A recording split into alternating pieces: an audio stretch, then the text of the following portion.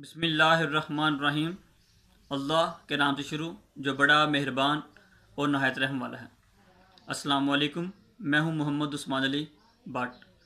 मैं university of Gujarat में mass communication and media study का स्टूडेंट हूं और इसी हवाले से being a media person, being a student of mass communication media study, being a social media activist, मैं पाकिस्तानी कौम तक अपना एक पैगाम वो पहुँचाना चाहता हूँ कि कहाँ गई सरेआम टीम और कहाँ गया इकरारुल हसन, जिसको पाकिस्तान के दूर दराज इलाकों में छुपकर काम करने वाले 2 नंबर आमिल जो कि अपने आप को पीर ज़ाहिर करते हैं, उनको वो कहीं से भी खोई निकालता है।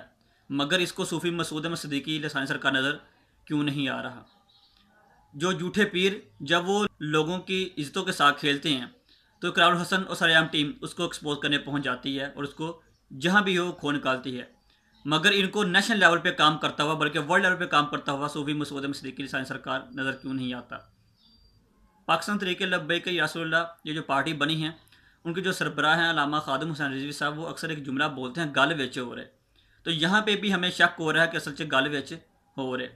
और बीइंग अ पाकिस्तानी और बीइंग अ मुस्लिम, मैं एक सवाल करना चाहता हूँ, अगर कोई पाकिस्तान के मुफाद के ख़िलाफ़ काम करे या पाक कारबी के ख़िलाफ़ जाए, कोई इसके जो हसास मालूमात है उसके साथ छेड़छाड़ करे, तो उसको सख्त से सख्त सज़ा दी जाती है, बल्कि वो बंदा गायब हो जाता है।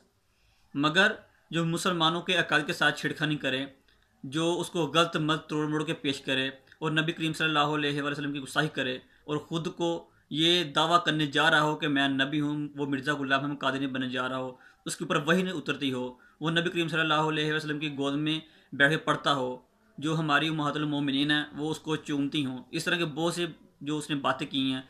कभी जिब्राइल को कहता है कि मैं तुम्हारा बादशाह, तुम मेरे वज़ीर हो, कभी मैं मेकेल के कान खिया दूंगा, इस तरह की जो बातें करता हो, तो इसके खिलाफ क्यों स्टेट एक्शन नहीं ले रही। इसकी जो दरख्वास्त है वो हमने वज़ीर आज़म तक भी पहुँचाई है, मगर कोई एक्शन नहीं। अगर एक और मुमताज़ कादरी पैदा हो गया तो फिर हमें ना कहना। जब फिर अगर किसी ने मुमताज़ कादरी जैसा कोई एक्शन कर दिया तो फिर ये सेकुलर लिबरल, ये जो एलीट क्लास तबका है, जो कलमा तो नाम है, ये मुसलमान कलमा तो नबी करीम सल्लल्लाहु अलैहि वसल्लम का पढ़ते हैं, मगर अपने आकाओं को, शैतान को खुश करने के लिए काम करते हैं। और फिर ये जो हमारा मीडिया है, ये भी अपने आकाओं को खुश करने के लिए मीडिया पे कंपेन चलाता है कि सलमान से ये ठीक है और मुमताज़ कादरी गलत है। मैं सिर्फ यही कहूँगा कि जो हुकूमत है वो ज़रा अपने इस केस के ऊपर कान धरे और कुछ जो इसका बेहतर फैसला, जो अच्छा फैसला वो सुनाए, वरना जो हालात है वो मज़ीद ख़राब होंगे। अब तक के लिए इतना ही। इंशाअल्लाह नेक्स्ट वीडियो में नेक्स्ट वन के साथ फिर हाज़िर होंगे। तब तक मोहम्मद उस्मान अली भट्ट को दीजिए इजाज़त। अल्लाह निगहबान।